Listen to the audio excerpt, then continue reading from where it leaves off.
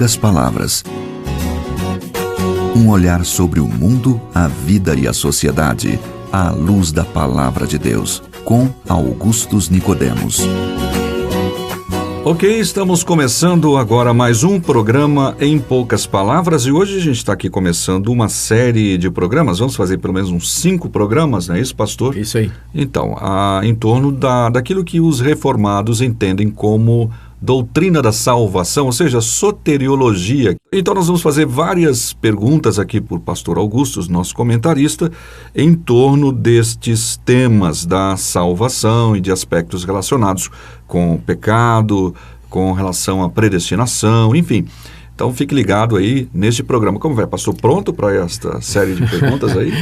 Estamos sim, com a graça de Deus. Nosso objetivo é esclarecer esse assunto, que foi o tema central da Reforma Protestante, não é? Sim. Exatamente, a Reforma começa quando Martinho Lutero descobre como é que Deus justifica o homem, e a partir daí, então, os desenvolvimentos desse entendimento se aprofundam, né?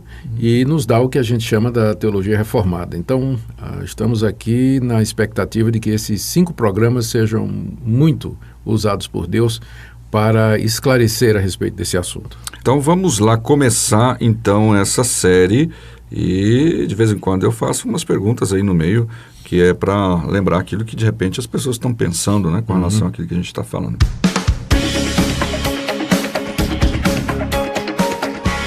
Então, o primeiro programa, nós vamos tratar um pouquinho dessa questão do pecado, como é que ele afetou a raça humana e se uma pessoa, por si mesma, ela pode, então, aceitar Jesus. Como a gente escuta muitas vezes a pessoa dizendo, eu aceitei Jesus, e alguns dizem, não, você não aceitou, você foi aceito por Jesus.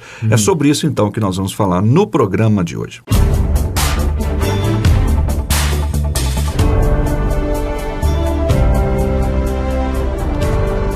Pastor Augustus, então o nosso primeiro programa tem a ver com isso, né? Quando é que o pecado, ou o quanto, na verdade, o pecado realmente afetou a raça humana?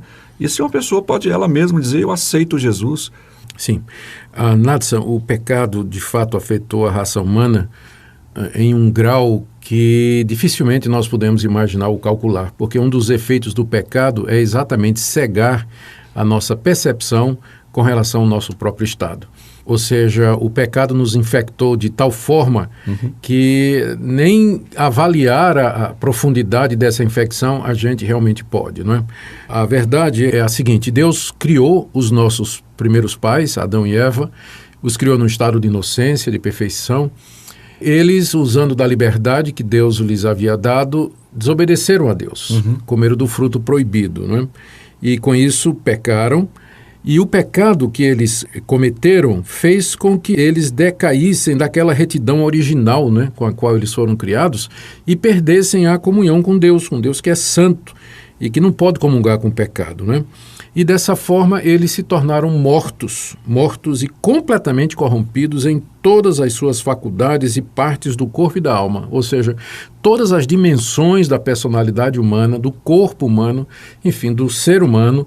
Todas essas dimensões foram profundamente afetadas pelo pecado. O pecado é um princípio de rebelião, é um princípio de desobediência, de contaminação que nos afeta e nos afasta cada vez mais para longe do nosso Senhor e do nosso Criador, que é Deus, não é?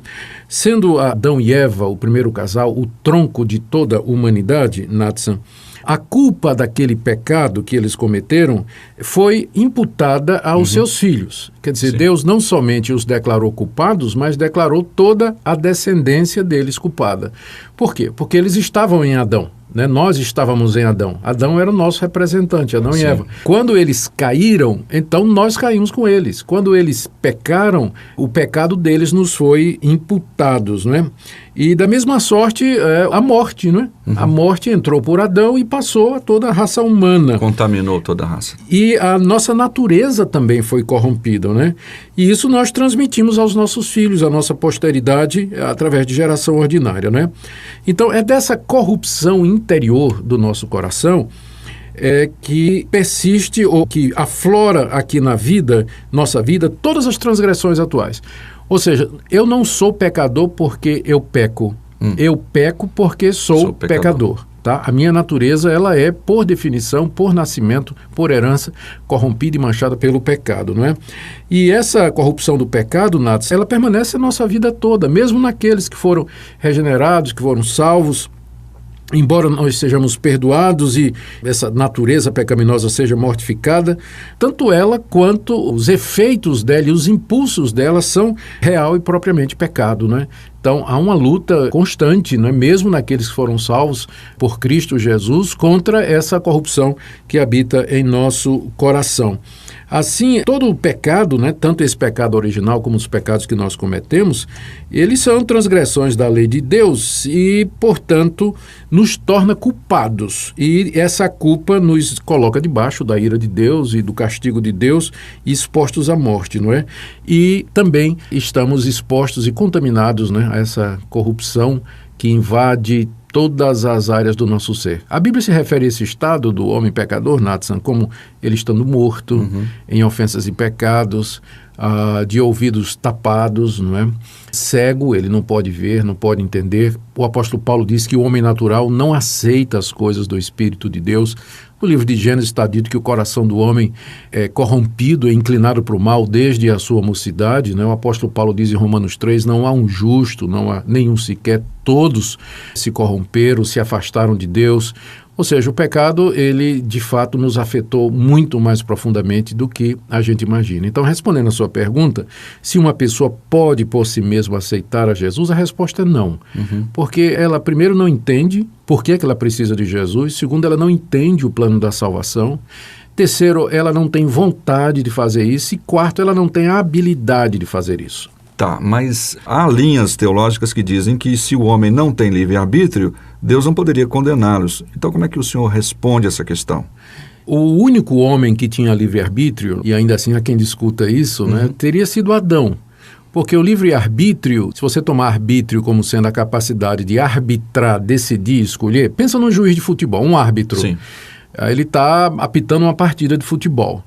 E, de repente, tem lá um lance duvidoso. Sim. Se ele tiver alguma inclinação no coração dele por aquele time, por um dos times, né? É como já vimos aí, né, por aí. Então, a decisão dele já não é livre, porque está enviesada, comprometida por essa predileção que ele já tinha antes no seu coração. O coração dele é inclinado para aquele time. Sim. Então, ele não é um árbitro livre.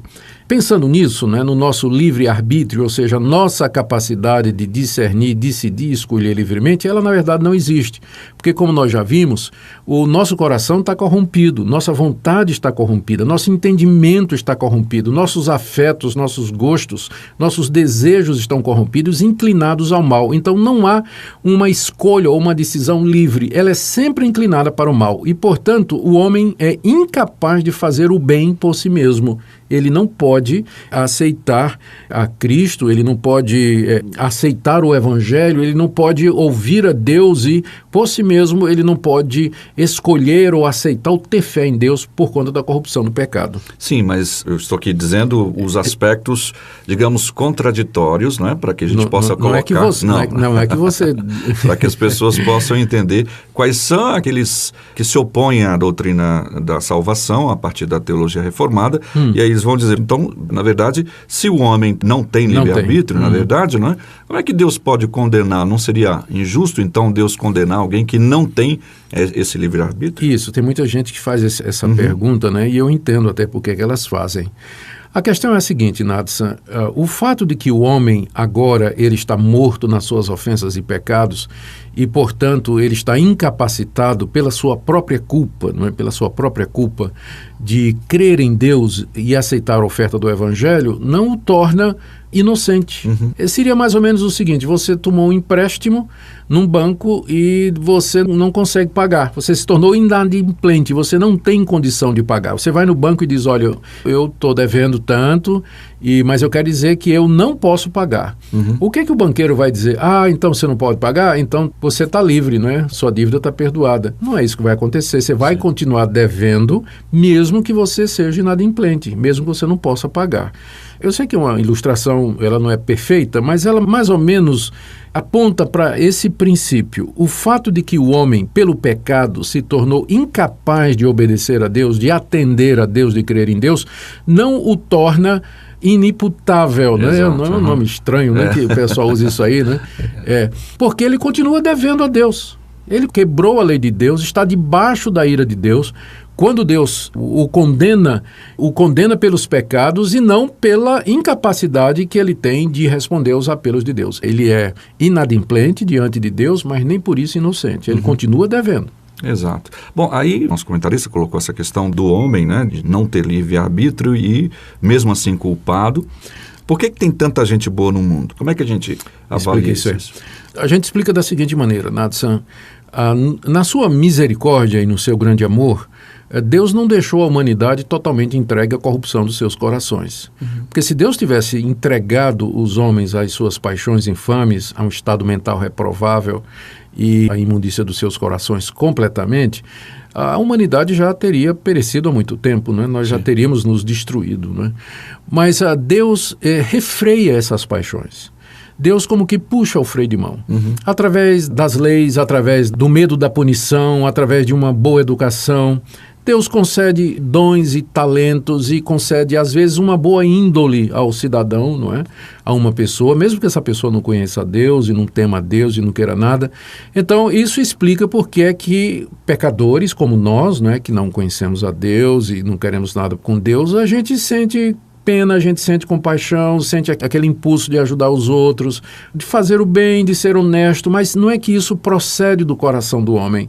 Aquilo é a graça de Deus, que Deus distribui para toda a humanidade, indistintamente se as pessoas acreditam nele ou não, Deus concede essa graça. Mas esse tipo de graça que Deus concede, ela não é salvadora, ela é preservadora da humanidade. Para preservar a sociedade humana e para que a humanidade continue existindo, Deus refreia o poder do pecado e ele concede dádivas, dons, favores e bênçãos para a humanidade, como, por exemplo, pessoas bondosas, pessoas que ajudam umas às outras.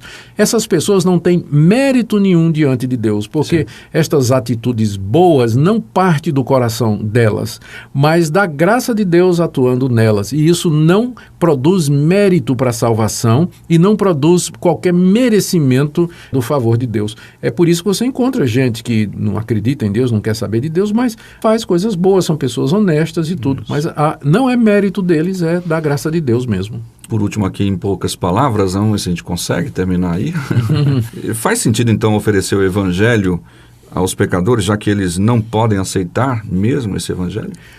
Nós vamos ver mais adiante, no correr dos programas dessa série, Natsan, que Deus oferece de boa fé o evangelho aos pecadores, mesmo sabendo que os pecadores não podem aceitar esse evangelho. Mas é porque através do oferecimento do evangelho é que Deus vai chamá-los. Sim. Deus vai atuar no coração deles, Deus vai despertá-los e fazer com que eles queiram o evangelho. Mas isso é para um programa daqui mais para frente. Com certeza. Então tá aí, vocês estão ligados nessa série de programas que vai falar sobre a doutrina da salvação para que você possa ter aí um padrão para que possa entender a teologia reformada explicando essa questão. Um bom programa, gostei, pastor. Eu quero agradecer a sua audiência, querido ouvinte, e mais uma vez a nossa oração para que Deus use essas poucas palavras para abençoar a sua vida. Perdão, Senhor, as forças de um desejo são mais fortes que eu. A dor e o fracasso